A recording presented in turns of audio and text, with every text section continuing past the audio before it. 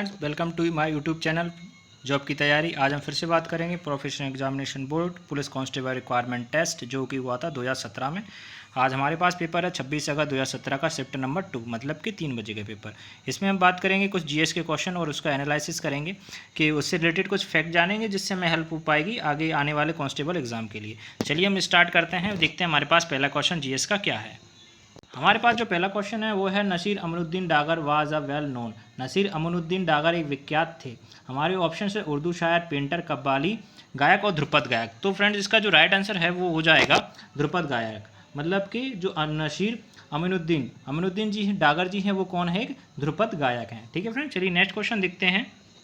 हमारा जो next question है, in which of the following cities was India's first metro railway started. निम्नलिखित में से भारत के किस शहर में प्रथम मेट्रो रेल का परिचालन किया गया था। हमारे ऑप्शन है चेन्नई, कोलकाता, नागपुर, दिल्ली। तो हमारे पास जो राइट ऑप्शन है उसका ये शायद आपको पता हो कि इसका जो राइट आंसर है वो कौन है, कोलकाता। जो कोलकाता शहर है पश्चिम बंगाल का, उसमें ये फर्स्ट मेट्रो है वो चलाई गई थी। ये चलाई गई थी कब, ये चलाई गई थी 24 अक्टूबर 1984 को ये जो मेट्रो है फर्स्ट स्टार्टेड की गई थी कोलकाता में। ठीक है फ्रेंड्स, चलिए नेक्स्ट क्वेश्चन देखते हैं।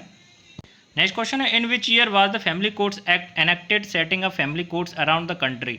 देश भर में परिवार न्यायालय की स्थापना के लिए किस वर्ष में परिवार न्यायालय अधिनियम बनाया गया था। हमारे ऑप्शन है 1992, 1989, 1984 और 1990। तो पहले जान लेते हैं फैमिली कोर्ट होते क्या है। फैमिली कोर्ट में क्या होता है, सुप्रीम कोर्ट द्वारा कुछ एक ऐसे कोर्ट बनाए गए थे स्पेशल पावर्स देके, जिसमें हम फैमिली से रिलेटेड कुछ समस्याएं सुनी जाती है। जैसे विवाह संबंधित कुछ समस्या हो, संपत्ति विवाद हो, किसी गुजारा भत्ता हो या तलाक संबंधी कोई समस्या हो, तो ऐसे कोर्ट बनाए गए थे जो इन समस्याओं का निराकरण कर सकें जल्दी से जल्दी। और अगर हम बात करते हैं इसका जो राइट आंसर था वो कौन सा है, तो इसका जो राइट आंसर है वो है 1984। जो 1984 में एक अधिनियम आया था, परिवार न्यायालय अधिनियम, उसके तहत इसको बनाया गया था। अगर हम बात करें भारत में भी कुल कितने परिवार न्यायालय हैं, तो भारत में अभी कुल 535 के करीब परिवार न्यायालय हैं। और ये परिवार न्यायालय स्थापित होता है 1 लाख की आबादी के ऊपर के सिटीज़ में। यहाँ किसी भी भारत में अगर मान लीजिए किसी सिटीज़ की 1 लाख से ऊपर की आबादी है, वहाँ पर ये कोर्ट को स्थापित करते हैं। और ये मेन जो मैंने बताया आपको, ये विवाह संबंधी, संपत्ति संबंधी या गुजारा भत्ता संबंधी जो परिवार के जो भी विवाद होते हैं उनको सुलझाने का ये कार्य करता है। ठीक है फ्रेंड, चलिए नेक्स्ट क्वेश्चन देख लेते हैं।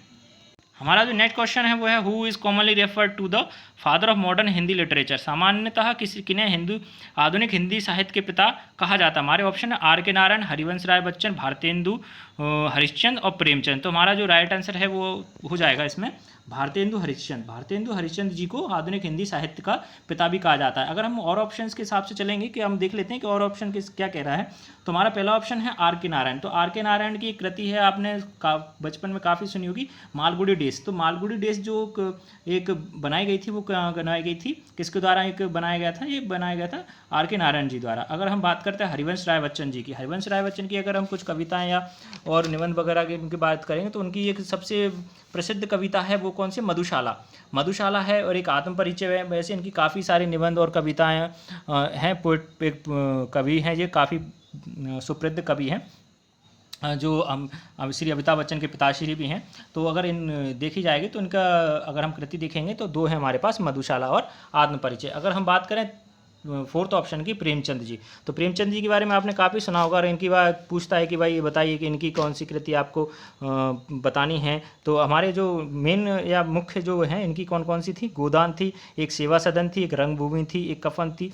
तो कुछ एक जो इनकी कृतियाँ हैं जो काफ़ी प्रसिद्ध हैं, इन पर काफ़ी सीरियल्स भी बन चुके हैं, काफ़ी बुक्स भी इस पर इनकी लिखी जा चुकी हैं। तो ये हमारा क्वेश्चन हो गया है। चलिए नेक्स्ट क्वेश्चन देखते हैं। नेक्स्ट क्वेश्चन क्या है, हमारा जो नेक्स्ट क्वेश्चन है, who is referred as the father of Indian constitution. भारतीय संविधान के जनक के रूप में किसे जाना जाता है। हमारे ऑप्शन राजेंद्र प्रसाद, बी.डी. अम्बेडकर, महादेव गोविंद रनाडे, गोपाल कृष्ण गोखले। तो हमारा जो राइट आंसर हो जाएगा, आप सभी को पता होगा कि जो भारतीय संविधान है वो किसके द्वारा लिखा गया था, वो लिखा गया था बी.आर. अम्बेडकर जी द्वारा। मतलब बी.आर. अम्बेडकर जी हमारे पहले विधि और कानून मंत्री भी थे जब भारत आज़ाद हुआ था 1947 में, तब के।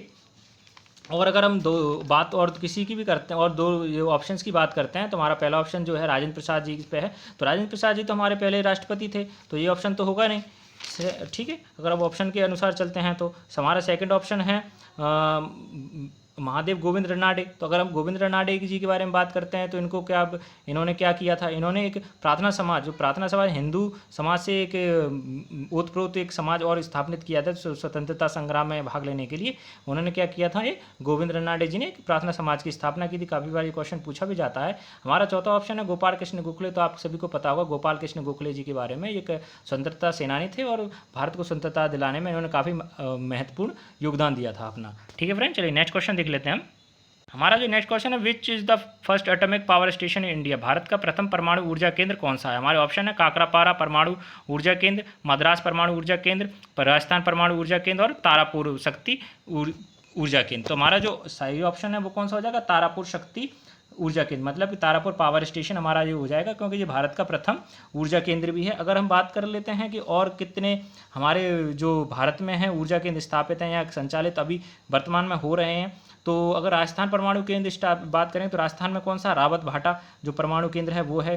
कैगा कहाँ पर है, कैगा एक कर्नाटक का है। कलपक्कम की बात करेंगे, कलपक्कम हमारा कहाँ है, तमिलनाडु में है। अगर हम मेन इसकी बात करेंगे काकरापारा की, तो वो गुजरात में है। अगर हम अभी ऑप्शन के हिसाब से चलेंगे, तारापुर कभी पूछ ले कि भाई बताइए तारापुर कहाँ पर है, तो तारापुर कहाँ पर है, महाराष्ट्र राज्य में ये परमाणु ऊर्जा केंद्र स्थापित हो। ये भारत का प्रथम परमाणु ऊर्जा केंद्र है। ठीक है फ्रेंड, चलिए नेक्स्ट क्वेश्चन देख लेते हैं। हमारा जो नेक्स्ट क्वेश्चन है वो है, which Indian socialist activities renowned for his work among leprosy patients. कुष्ठ रोगियों के मध्य कौन सा भारतीय सामाजिक कार्यकर्ता अपने कार्य के लिए प्रसिद्ध है। हमारे ऑप्शन है धोंडो केशव कर्वे, बाबा आमटे, राम मनोहर लोहिया और विनोबा भावे। अगर हम इसका राइट आंसर देख लेते हैं तो राइट आंसर हमारा क्या हो जाएगा, बाबा आमटे। बाबा आमटे जी ने कुष्ठ रोगियों के लिए काफ़ी कुछ योगदान दिया। उन्होंने काफ़ी अस्पताल बनवाए और उन्होंने काफ़ी इलाज के लिए बहुत सारी सुविधाएँ उपलब्ध करवाईं। अगर इन कभी कभी अगर हम पूछ लेते हैं कि भाई इनका जो नाम क्या है, मतलब बाबा आमटे तो उनको बुलाते ही थे, मतलब इनका एक जो नाम होता है वो कितना क्या है, तो इनका नाम था मुरलीधर देवीदास। मुरलीधर देवीदास नाम था इनका। और इन्होंने एक स्थापना करी थी आनंद वन की, बुजुर्गों के लिए, बुजुर्गों को जो इलाज होता है उनके लिए क्या इन्होंने स्थापना की थी, एक आनंद वन नामक स्थापना की थी इन्होंने। अगर हम बात करते हैं राम मनोहर लोहिया जी के बारे में, तो राम मनोहर लोहिया जी कौन थे, एक स्वतंत्रता सेनानी थे और राजनीतिक भी थे, काफ़ी बड़े राजनीतिक थे। इनके नाम से दिल्ली में एक आपने नाम सुना होगा, राम मनोहर लोहिया अस्पताल भी है और काफ़ी कुछ बिल्डिंग्स हैं, बहुत सारी चीज़ें इनके नाम पर रखी गई हैं, क्योंकि ये भारत के स्वतंत्रता दिलाने में इनका भी काफ़ी महत्वपूर्ण योगदान था और भारत के बहुत प्रसिद्ध राजनीतिज्ञ भी थे। अगर हम बात करते हैं विनोबा भावे जी, तो विनोबा भावे जी के बारे में आपने सुना होगा, जो भूदान आंदोलन है उसको संचालित इनके द्वारा किया गया था 1951 में आंध्र प्रदेश से। ठीक है फ्रेंड, चलिए नेक्स्ट क्वेश्चन देखते हैं।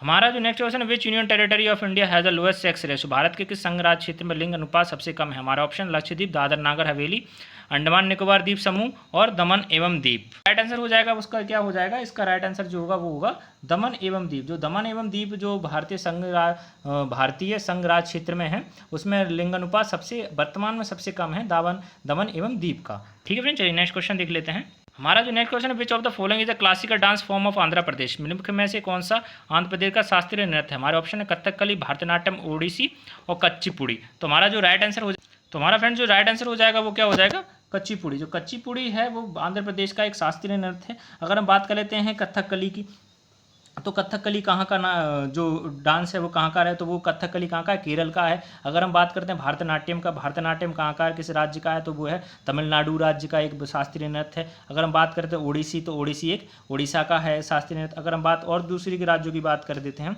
और दूसरे राज्यों में जैसे असम का कौन सा है, बिहू है, बिहार का है जाट जातिन है, और राजस्थान का घूमर गणगौर है, और अपन गुजरात की बात करेंगे तो डांडिया है वहाँ का, और एक आध दो और होंगे। अगर हम मध्य प्रदेश की बात करते हैं तो माच अपने यहाँ का आप सभी को पता ही होगा।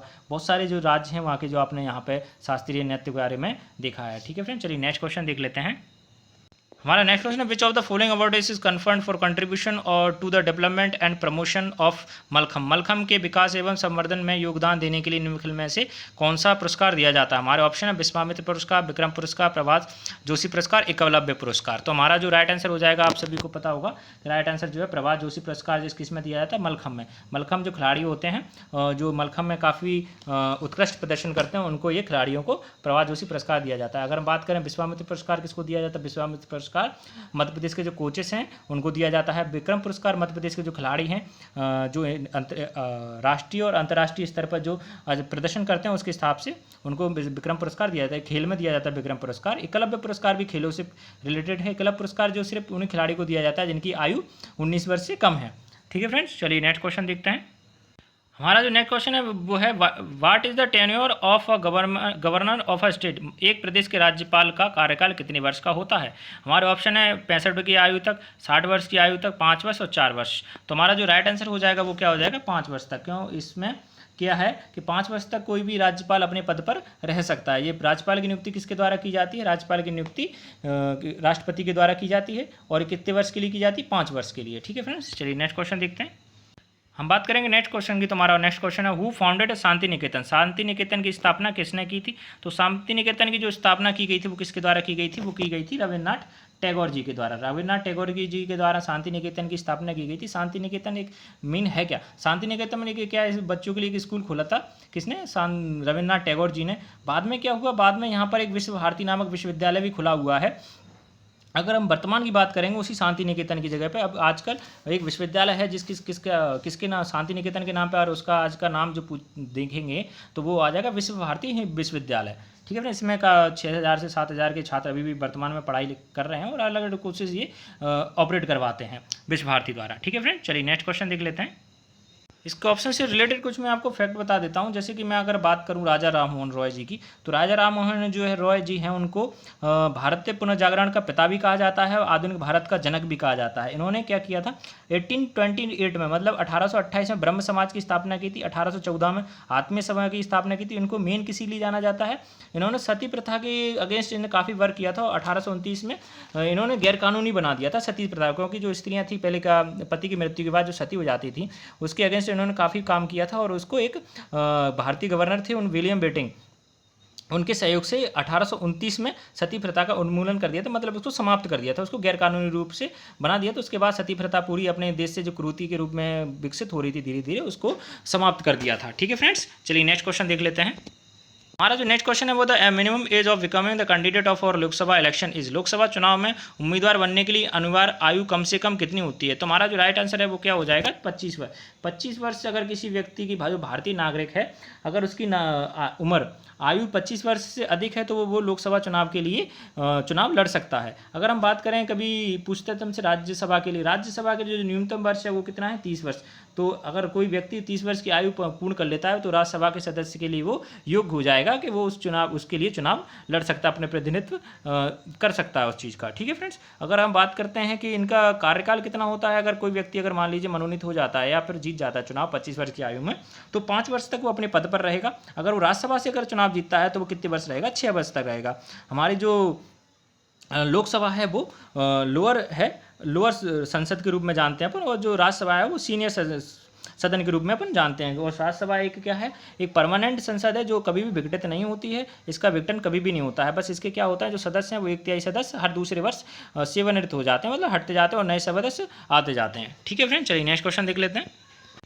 हमारा जो next question one of the smaller district of Madhya Pradesh के सबसे छोटे जिलों में से क्या एक है, राजगढ़, धार, रीवा, रतलाम। अगर इन चारों की कंपैरिजन में अगर बात करेंगे तो सबसे छोटा अगर जिला है, डिस्ट्रिक्ट है, वो कौन है, राजगढ़ है।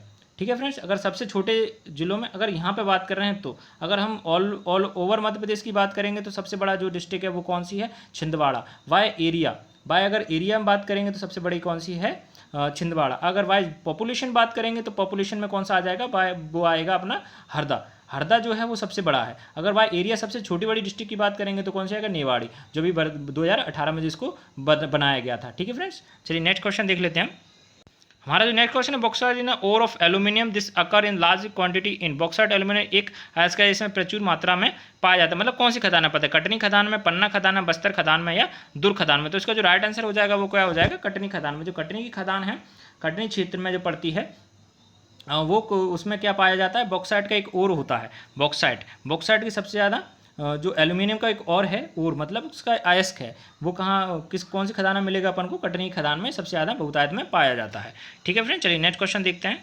हमारा जो नेक्स्ट क्वेश्चन है वो who among the following has not held of post of the vice president of India, निम्नलिखित में से किन्होंने भारत के उपराष्ट्रपति का पद नहीं संभाला है। पहले हमारे doctor Zakir Hussain, doctor S Radhakrishnan, Rajendra Prasad और भैरव सिंह शेखावत। तो आप सभी को पता होगा कि जो हमारे डॉक्टर राजेंद्र प्रसाद जी हैं भारत के पहले राष्ट्रपति रह चुके हैं। अगर पहले जो राष्ट्रपति रहेगा वो बाद में उपराष्ट्रपति पद पर नहीं रह पाता है, मतलब वो क्यों लड़ेंगे चुनाव, जब एक बार वो राष्ट्रपति पद बन चुके हैं, राष्ट्रपति बन चुके हैं, उनके बाद उनकी मृत्यु भी हो गई थी 1964 के आसपास कभी, तो फिर वो उपराष्ट्रपति नहीं बनेंगे। और जो हमारे और ऑप्शन देखेंगे हम, डॉक्टर जाकिर हुसैन जी हमारे उपराष्ट्रपति रह चुके हैं, एस राधाकृष्णन हमारे सेकंड ऑफ जो रह चुके हैं, हमारे राष्ट्रपति रहे थे राजेंद्र प्रसाद जी के बाद। तो पहले ये कौन थे, एस राधाकृष्णन ही पहले उपराष्ट्रपति थे, उनके बाद ये राष्ट्रपति बने थे डॉक्टर राजेंद्र प्रसाद की जगह भैरव सिंह शेखावत। आप सभी को पता होगा कि भैरव सिंह शेखावत जी भी हमारे भारत के उपराष्ट्रपति रह चुके हैं। ठीक है फ्रेंड, चलिए नेक्स्ट क्वेश्चन देखते हैं।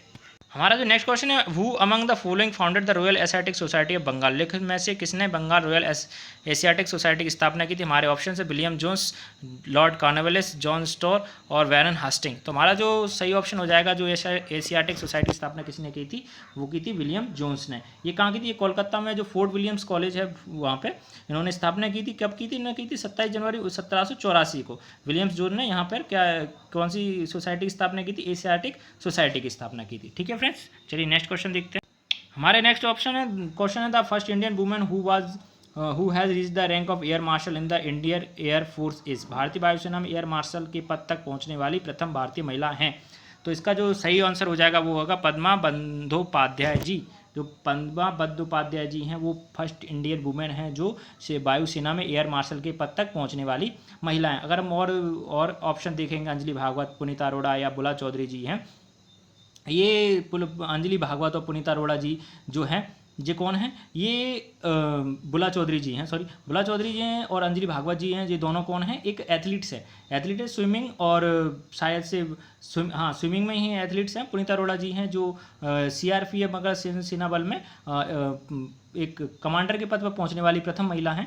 तो अगर हम इसका राइट आंसर देखेंगे, भारतीय वायुसेना में एयर मार्शल के पद तक पहुंचने वाली प्रथम महिला कौन सी हैं, तो ये पद्मा बंदोपाध्याय जी हैं जो भारतीय सेना में एयर मार्शल तक पद पर पहुंचने वाली महिला हैं। ठीक है फ्रेंड्स, चलिए नेक्स्ट क्वेश्चन देखते हैं। बात करेंगे नेक्स्ट क्वेश्चन की, तो यह संत Kabir Nagar and Sant Ravidas Nagar are districts in the which state of India, Bharat के किस प्रदेश में संत कबीर नगर एवं संत रविदास नगर जिले हैं। तो हमारा ऑप्शन है अरुणाचल प्रदेश, उत्तर प्रदेश, राजस्थान, मध्य प्रदेश। तो अगर हम मध्य प्रदेश की बात करेंगे तो मध्य प्रदेश में तो हमने कभी ये जिले सुने नहीं हैं कि ये होंगे, लेकिन अगर हम बात करते हैं उत्तर प्रदेश की, तो उत्तर प्रदेश में ये दोनों जिले पड़ते हैं। ये दोनों जिले कौन कौन से हैं, संत कबीर नगर और संत रविदास नगर, ये दोनों जिले कहाँ पर पड़ेंगे, हमारा राइट आंसर क्या हो जाएगा, उत्तर प्रदेश में ये दोनों जिले पड़ेंगे। चलिए नेक्स्ट क्वेश्चन देखते हैं। तो हमारे फ्रेंड यहाँ पे सारे जीएस के क्वेश्चन जो खत्म हो गए। आई होप आपको मेरा वीडियो अच्छा लगा हो। प्लीज़ अगर आपको वीडियो अच्छा लगता है प्लीज़ लाइक सब्सक्राइब जरूर करें, थोड़ा मोटिवेट करें। अगर तब तक के लिए जय हिंद, जब नेक्स्ट वीडियो के साथ हम फिर से वापसी मिलेंगे।